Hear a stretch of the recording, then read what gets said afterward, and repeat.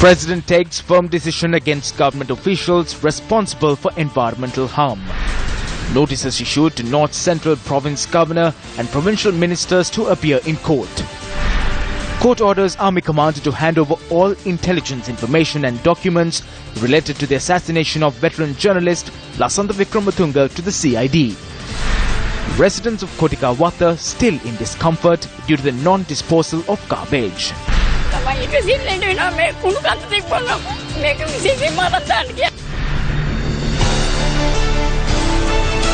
Good evening, this is Primetime News and I'm Sandru Ferdinando. And I'm Jitendra Gunasena. Let's now take a look at the stories in detail.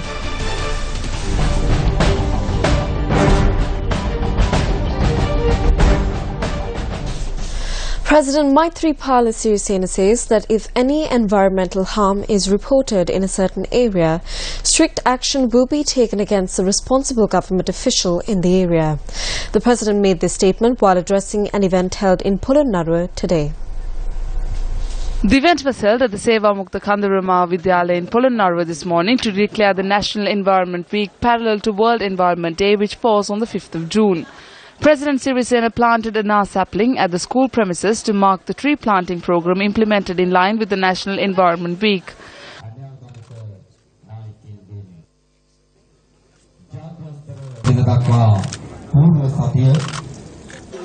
Gold medals were awarded for the Environmental Pioneer Brigade in the Dimbulagala area under the auspices of the President.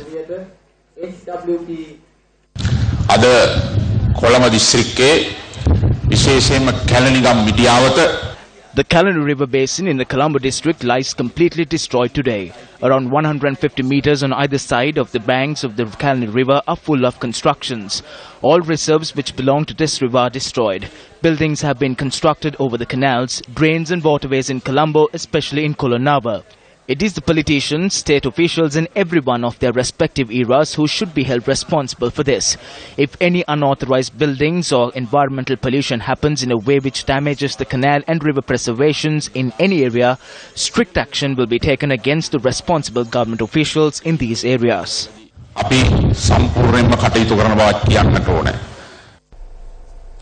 The Department of Meteorology says that the western and northwestern provinces of the country are expected to receive over 75 millimeters of rainfall over the next 24 hours. Now, in its public weather forecast, the department says that certain areas in the country could experience intermittent showers or thunder showers. Even though the flood situation has deteriorated, certain areas still remain inundated. Kotuna Kaduwela is one such area. Vehicular movement has been severely hampered owing to the inundation of the Kotuna road which connects Biyagama and Kaduwela. This lake has been entirely filled up. If this lake was expanded, water won't remain stagnant like this. Then none of these houses would be destroyed either. There's no waterway for the water from the expressway to recede. Certain areas in Malwana Biyagama still remain underwater. We ask the Department of Irrigation to provide us with an immediate solution to this matter and draw up a system for the water to drain. Meanwhile, several areas in Maikulama village in Chilab also remain inundated. Nearly 100 houses close to Maikulama are affected by floods.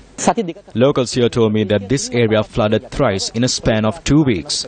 They request that extensive mechanism be put in place for the water here to recede. While floodwaters have receded, residents of Polonnaruwa and surrounding areas are facing what could amount to a health and sanitation disaster. Newsfirst visited these areas once again today. The Newsfirst team, which visited Kotikawatha and Mulleriava today, encountered mounds of garbage along the main roads and by roads.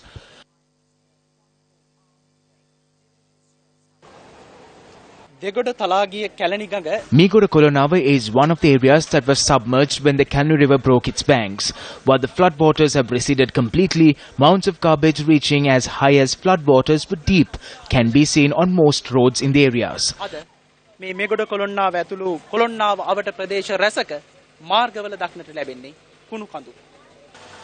Residents who only last week were anxiously waiting for boats to save their lives are waiting today for garbage trucks to take away the waste surrounding them.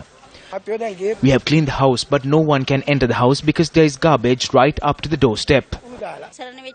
We have nothing left. Even if it takes all the Pradesh Sabhas in Sri Lanka, they should get together to remove the waste from Kulanawa. We pray that they will remove this waste and enable us to lead healthy lives, even if we have only one meal a day. That is all we ask for. We are hoping that they will come today or maybe tomorrow. No one has come yet. It has been close to a week since the floods receded, but we are still facing this problem. The chairman and members of the Kotikawata Mulleriyava Council should be held accountable for this. The people are correct. They are not wrong. They were all affected by the floods and have nothing left. Everything was thrown out. We cart away a tractor load from each house. What we are facing is a shortage of equipment. 2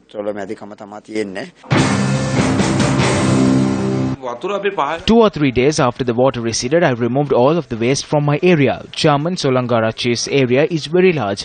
I'm willing to collect waste from a section of that area. If they request it, we will do it swiftly.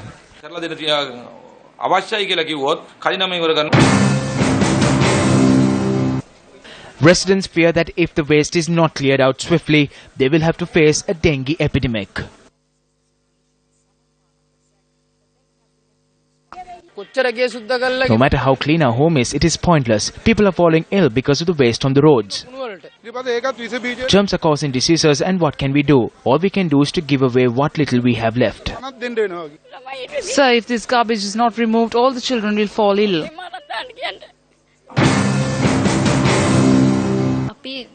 We have informed the Pradesh Sabha and the Urban Council of the waste problem. This issue arises constantly. When the waste collects and disease spreads, it is the health sector that must be responsible.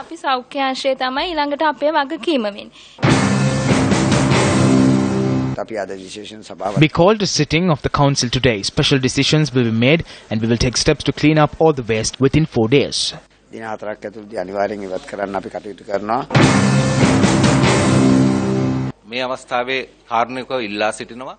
At this moment, I request volunteer organizations and the Pradesh Sabhas and urban councils surrounding Kotikawata to assist us in the cleanup. If this waste is not cleaned up soon, these areas will be facing a serious danger. The number of those displaced by the landslide in the Samasara mountain in Aranayaka now stands at 3,277. They are being sheltered at 21 welfare camps.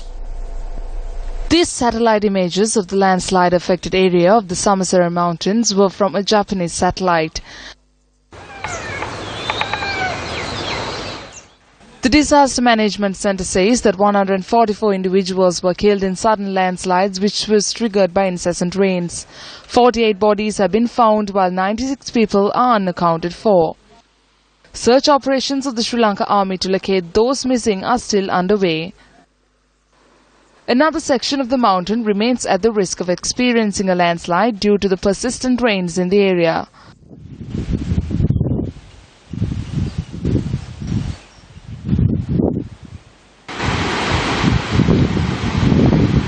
While measures have been taken to evacuate those living around the Samasara Mountains, they remain housed in 21 relief camps. According to data from the Divisional Secretariat, around 20 pregnant women are sheltered at camps. 40 children below the age of 1 and 105 children between the ages of 1 and 3 have also been provided shelter in these relief camps. The data released from the Divisional Secretariat says that 471 people above the age of 60 are housed in these relief camps. While food for the displaced are being prepared within the compounds of the camps, other relief material are provided via the Divisional Secretariat. Other services, including medical services, are provided by an office established within the camp. Meanwhile, the Gardmo estate in Muskelia has been under the risk of landslides since the 28th of this month. Our correspondent said that since rock slides have already been reported from the mountain, 217 people from 48 families have been evacuated. Temporary shelters have been set up for them. Still in local news, Kapila Dahanayaka, Emeritus Professor at the Department of Geology of the University of Peradeniya, says that the risk of the Hantana mountain range experiencing a landslide is quite low. Authorities took measures to evacuate 46 families residing close to the Hanthana mountain range after it was identified as an area prone to landslides. The evacuees are currently being sheltered at the Uduvela Sri Vani Tamil School in Hanthana.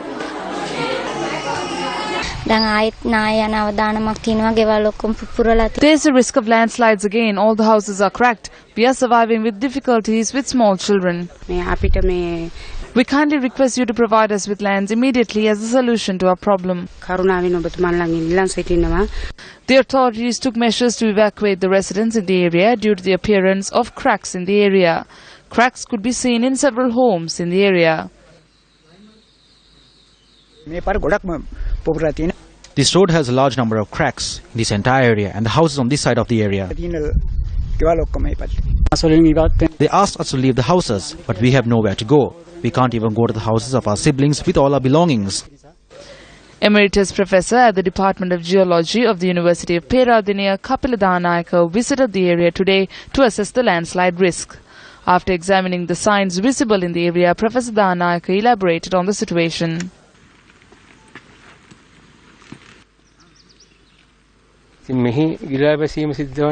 These cave-ins occur because of the existence of limestone. The rate at which the limestone dissolves is extremely slow. The geographical features of cave-ins are visible in this area. We should be more mindful of the dissolution speed. If the situation has seen a drastic change tomorrow in comparison with today, active measures must be taken. But if the situation is the same in a month's time, then there is nothing to fear. However, this does not mean that it should be left aside and forgotten. We must be constantly mindful of it. If there are signs of cave-ins increasing in speed, and if the current situation is changing, then I suppose measures should be taken to evacuate the people. Experts say that stringent measures should be taken against those who were involved in incurring massive losses to the country when installing a dysfunctional Doppler radar system. While a committee had launched investigations into the inoperational status of the system in 2014, the investigation report revealed that the installation of the system had been carried out in a haphazard manner. Allocations amounting to 400 million rupees were made to procure a Doppler radar system for the country in order to improve and issue weather forecast in a more timely manner. However, the taxpayers' money has been spent in vain as the installed Doppler system has been not operational since it was set up. Considering the situation in 2014, a 5-member committee appointed in 2014 to consider the shortcomings of the Department of Meteorology had its mandate extended to make inquiries into the dysfunctional Doppler radar system. The committee, comprising Deputy Minister Dulip Vijayasekara, S. Virathamulla, E. Vijaypala, LSB Karunaratna and U. Wilson, submitted a report highlighting several shortcomings in the process of setting up the Doppler radar system. The Doppler radar system was procured from the American corporation Enterprise Electronics with the intervention of the World Meteorological Organization after the full amount was paid. However, the World Meteorological Organization had noted that the corporation had gone bankrupt in 2014. The committee reports contain information on problems that were encountered while the parts of the radar system were being transported to the peak of the Gongola mountain. Noting that a daily log had not been maintained in the process of setting up the radar system, the report also notes that the entire procedure was extremely haphazard. While some of the parts were transported to the peak via a crane, due to the narrowness of the road, the crane had toppled, damaging some of the equipment. While it had been decided prior to the incident to use a helicopter to transport parts to the peak of the mountain, that decision had been later reversed as Sri Lanka did not possess a helicopter with the required capabilities. The committee points out that none of the senior officials of the institution had contacted or sought the support of the Sri Lanka Air Force to secure an alternate mode of transport for the equipment. While the committee reports expresses faith that the radar system can be made operational with the assistance of the World Meteorological Organization, this faith is yet to be translated into action. They brought this piece of equipment which didn't even work for a day. They had deforested the valuable areas in the mountain range of Deniyaya and have ruined the geological feature of these mountainous regions. This is a national crime. 5 years have gone by, but what is the result of this? Nothing. This is just like everything else that happened in Sri Lanka. A set of individuals have got together and made sure they will fill up their pockets to make their lives better. There is no advantage for Sri Lanka in this. They obtain millions from America, China or any other country saying they will get work done in the country. But all they do is divide this money among themselves. They should be punished severely for this.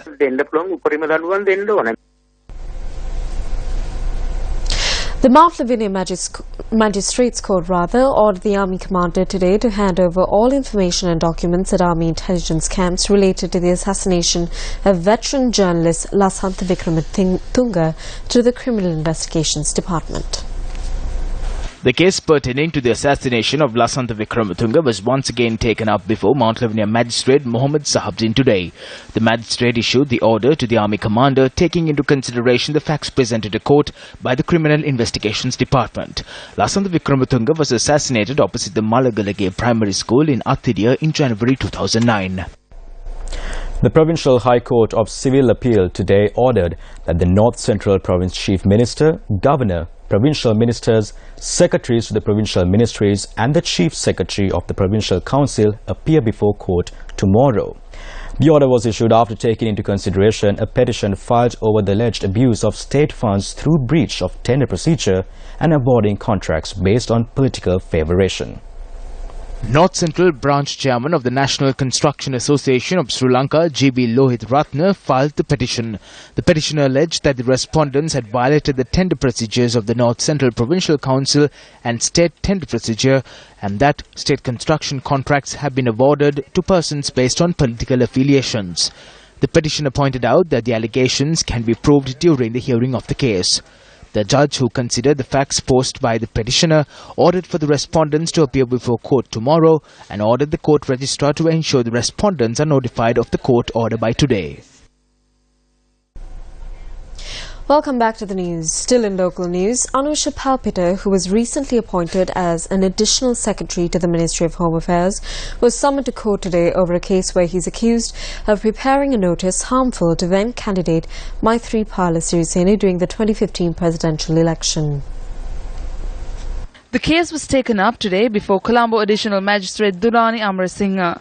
Senior State Counsel Veronica Hettige noted in court today that the Police Women's and Children's Bureau, which investigated the notice that had been issued to obstruct Maithripala Sirisena, had submitted a report on the investigation to the Attorney General. 11 persons, including Anusha Palpiter and the former general manager of the independent television network, Sudharman Radaliagoda, have been accused of preparing the notice and propagating it through the media. The State Council noted that the Aegis Department would inform court on steps to be taken with regard to the suspects at the next hearing. Meanwhile, several civil society organizations have voiced their opposition to appointments in the public service that have been granted to public officials of former regime who misused public funds and worked against the establishment of good governance. 50 people, including 5 district secretaries, were accused of misusing public funds during the previous presidential election. All of these files are disappearing at present. We wish to ask the Ministry of Public Administration how many investigations have been launched into these 50 senior officials. How many internal investigations have been carried out? 44 persons who held positions in the previous regime have been given appointments in this regime too. They are exerting decisive influence on this process. The nature of this interference is evident in the fact that no investigation has been undertaken into the additional secretary appointments given to Anusha Palpiter and Ranawaka. The TRC gave 600 million rupees for silk cloth. If we distribute that as 1 million per household that was affected by the floods, we can build 600 homes. This shows the extent of the misuse of funds and the wasteful spending on candidate propaganda during the elections. Convening a media briefing in Colombo today, Minister of Home Affairs Vajira Abeyewardene made clarifications regarding Anusha Palpiter's appointment as an additional secretary in his ministry. I have not met him before. I only got an opportunity to find out about him, and this situation arose. So in truth, we had already been attached here, and once the task was completed, he had reported to the cadre once again. The matter of ethics arises here when considering the fact that the official known as Anusha Palpiter has been appointed to the position of the additional secretary that was left vacant when the individual known as Damayanti, who was involved in the avant-garde issue, fled the country. So we can imagine exactly how the concept of good governance is being implemented. Meanwhile, in a letter addressed to election monitoring organisation CAFE, the Secretary of the Ministry of Public Administration, J. Dadalage, notes that his ministry is yet to be informed of which court and on which basis a case has been filed against RAAK Ranavaka. Incidentally, Ranavaka was arrested on the 22nd of April 2015 and placed in remand custody. Dadalage's letter also notes that it was the Public Service Commission that decided to reappoint the official in question. The reason this is a joke is that the Public Administration Ministry itself appointed a committee to look into irregularities and corruption during the election process. The committee was chaired by a person who is currently a member of the Public Service Commission. Nevertheless, according to section 27(7) of the Establishment Code, in the event that any official is facing action in the courts, such an official must be sent on compulsory leave. Newsfirst attempted to contact the chairman of the Public Service Commission, Dharmasena Dissanayake, to inquire into why the commission apparently overlooked this matter. While a secretary at the commission informed us that the chairman was in a meeting and requested us to contact him later, subsequent attempts also proved futile. The Government Medical Officers Association is preparing for a token strike tomorrow. The GMOA claims that irregularities were committed when granting the post-residential appointments register. However, the government says that the appointments were not influenced. It is very clear that political influence has been exerted when granting the post-residential appointments register for rural services. An island-wide strike will be launched by the GMOA tomorrow. The strike action will get underway in all districts except in Colombo, Kampa and Kekol districts. However, activities at emergency units of hospitals will be carried out as normal. The strike action will conclude at 12. If there is no favourable response, we will engage in more severe strike action.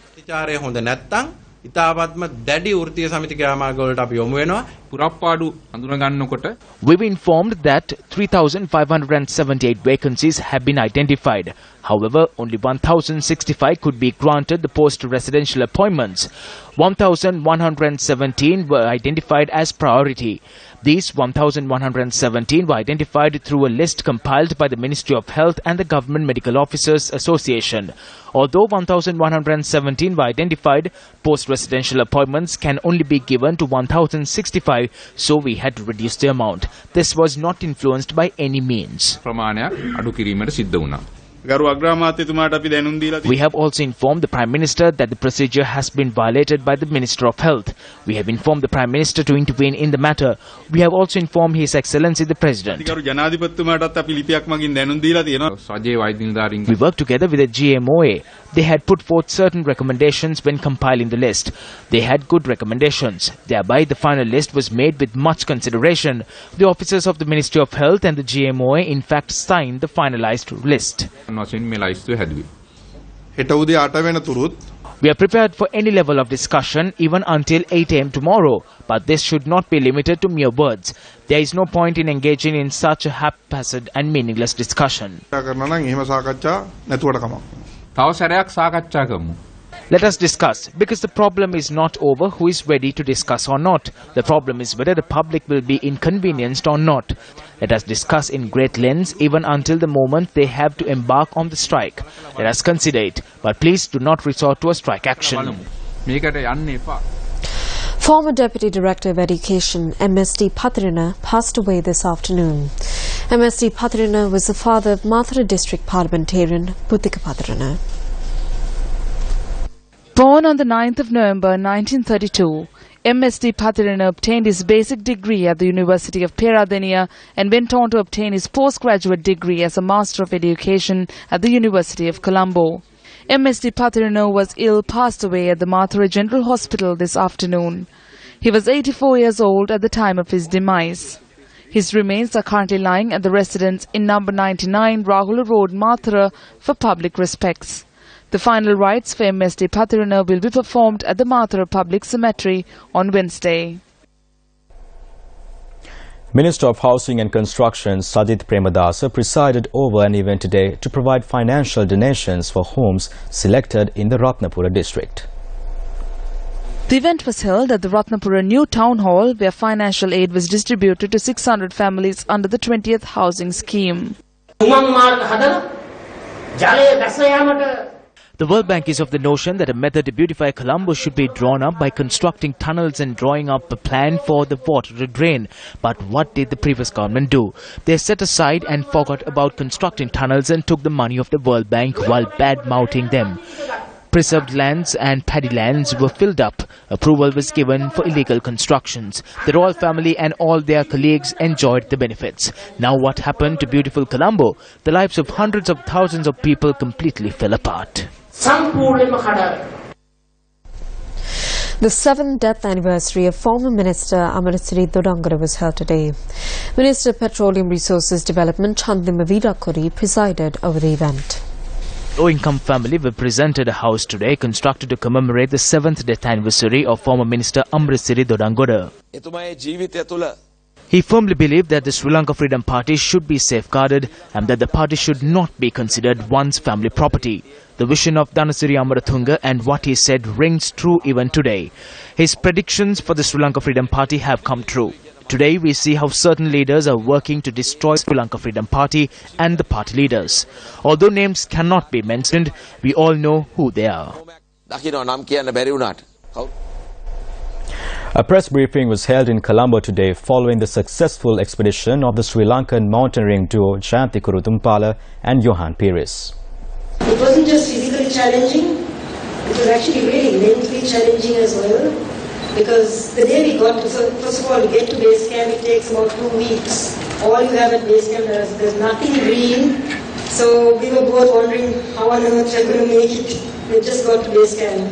When each of us were down at different times, sometimes together, we just motivate each other, encourage each other, and I know definitely that it's because we were a team that we really achieved our goal and our dreams. And one day at 4 o'clock in the evening, suddenly, as the storm had come through, they came rushing through the tents and said, emergency meeting, you need to come up.